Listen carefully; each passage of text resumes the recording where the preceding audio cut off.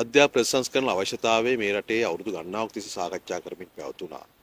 ඒක පසුගිය ජනාධිපතිවරුන් සහ මහමැතිවරණයේ ප්‍රධාන මාතෘකාවක් බවට පත් වුණා. විශේෂයෙන් අපේ පැත්තෙන් අපි අධ්‍යාපන ප්‍රතිසංස්කරණ පිළිබඳව ජනතාවට කරුණු කියමින් හිටියා.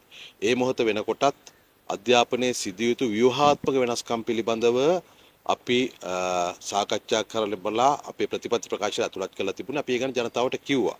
එතනින් පසුව මේ අධ්‍යාපන විෂය පිළිබඳ ප්‍රාමාණික උගතුන් බුද්ධිමතුන් අධ්‍යාපන විශේෂඥයන් සහිත ආයතන වන අධ්‍යාපන අමාත්‍යාංශය ජාතික අධ්‍යාපන ආයතනය ජාතික අධ්‍යාපන කොමිසම විශ්වවිද්‍යාල මේ ආදී ආයතන සම්බන්ධ කරගෙන ඒ අවශ්‍ය කරන මොඩියුල සම්පාදනය කරමින් හිටියා. ඉතින් යනුව රජ්‍ය බලාපොරොත්තුවක් තිබුණේ පළවෙනි ශ්‍රේණිය සහ හයවෙනි ශ්‍රේණියේ විෂයමාලා ප්‍රතිසංස්කරණය මේ වසරේදී ආරම්භ කරන්නට ඒ සඳහා දින යොදාගෙන තිබුණා. ඊට සමාන්තරව සමස්ත අධ්‍යාපනයේ ප්‍රතිසංස්කරණ සම්බන්ධයෙන් වන මානව සම්පත් සංවර්ධනය, භෞතික සම්පත් සංවර්ධනය, ඇගයීමේ ක්‍රියාවලිය, ජනතාව දැනුවත් කිරීම ආදී ඉතිරි කුළුණු ක්‍රියාත්මක කරමින් පැවතුණා. නමුත් මේ 6 වෙනි ශ්‍රේණියේ මොඩියුල් එකේ ඉංග්‍රීසි මොඩියුල් එකේ ඇතිවෙච්ච යම් දෝෂයක් පදනම් කරගෙන විශේෂයෙන් මේ විපක්ෂයේ කුඩා කණ්ඩායම් කිහිපයක් රටේ ව්‍යාකූලත්වයක් ඇති කරන්න උත්සාහ කළා. අද ඒ ගැන කතා කරන බොහෝ දෙනෙක්ගෙන් ඇහුවොත් මේ මොඩියුල් එක කියවලා තියෙනවද කියලා කියවලවත් නැහැ.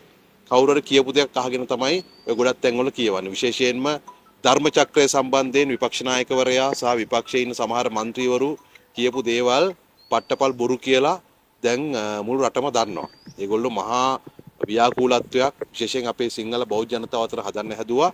ධර්ම චක්‍රය වෙනස් කරලා අර 24ක් සයි ධර්ම චක්‍රය දාපු එක වැරදි කියලා. හැබැයි ඒක අපේ රටේ අනුනායක ස්වාමීන් වහන්සේලා ඒ වගේ මේ මහානායක ස්වාමීන් වහන්සේලා ඇතුළු අපේ රටේ ගෞරවනීය නායක හාමුදුරුවෝ වහන්සේලාගේ ප්‍රධානත්වයෙන් තමයි මීට වසර ගණනාවකට කලින් ඒ එකකතාවයට පැමිණලා තිබුණේ. ඒක තමයි අධ්‍යාපන අමාත්‍යාංශය, බුද්ධ ශාසන අමාත්‍යාංශය ඒ පෙළපොතට ඇතුළත් කළේ.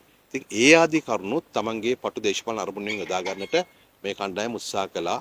ඒ වගේම ඔය ග්‍රේඩ් 6 වල ඇති වෙලා තිබෙන එක වචනේ ප්‍රශ්නය ඒක අපි ඉවත් කිරීමට තීන්දුවක් අරගෙන තිබෙනවා.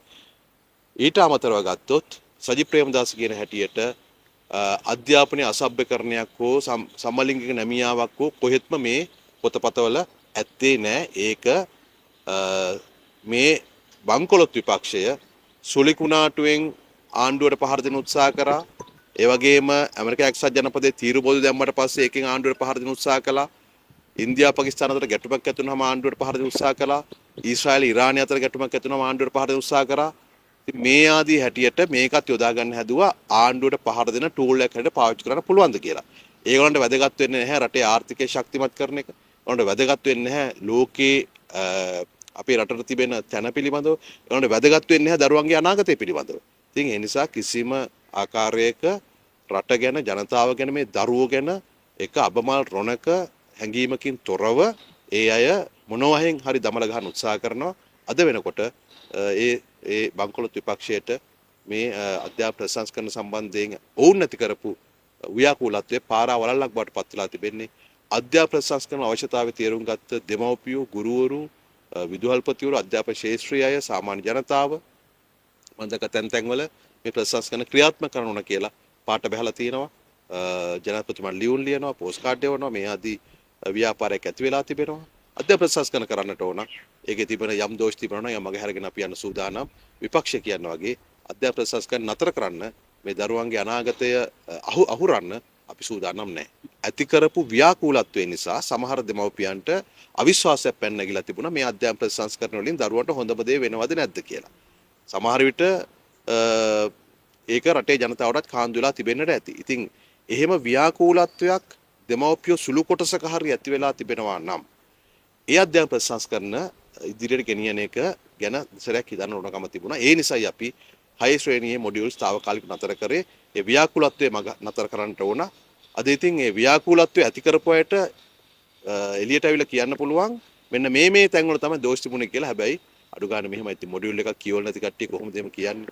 ඒක නිකන් හුදු දේශපාලන සංදර්ශනයක් විතරයි. අර දේශපාලන කුහකත්වයටම ගෙනාපු දෙයක් පමණමයි කියන එක අද වෙනකොට ඔප්පු වෙමින් පවතිනවා. ඒ නිසා සජිපේ කට්ටිය අතරම සමහර තැන්වල හොයා ගන්නත් බැරි තරමටම ඒ සංවාද විවාද වලින් මගහර තත්ත්වයකුත් අපිට ආරංචි වෙලා තිබෙනවා.